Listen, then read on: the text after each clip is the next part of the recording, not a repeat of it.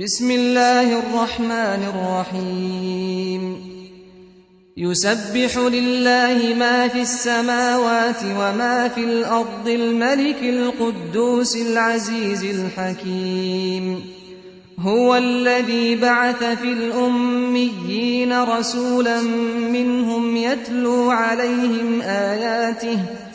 يتلو عليهم آياته ويزكيهم ويعلمهم الكتاب والحكمة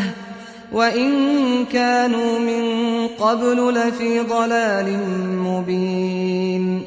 وآخرين منهم لما يلحقوا بهم وهو العزيز الحكيم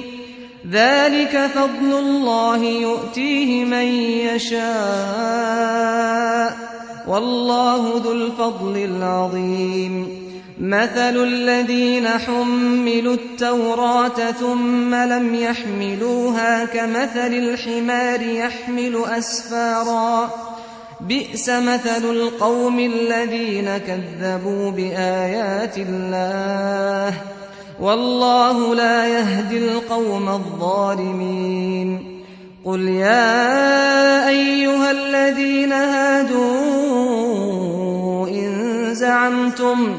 إن زعمتم أنكم أولياء لله من دون الناس فتمنوا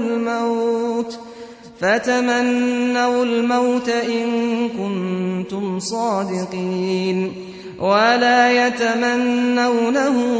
أبدا بما قدمت أيديهم والله عليم بالظالمين قل إن الموت الذي تفرون منه فإنه ملاقيكم ثم تردون إلى عالم الغيب والشهادة فينبئكم بما كنتم تعملون يا أيها الذين آمنوا إذا نودي للصلاة من يوم الجمعة فاسعوا إلى ذكر الله وذروا البيع ذلكم خير لكم إن كنتم تعلمون فإذا قضيت الصلاة فانتشروا في الأرض وابتغوا من فضل الله واذكروا الله كثيرا لعلكم تفلحون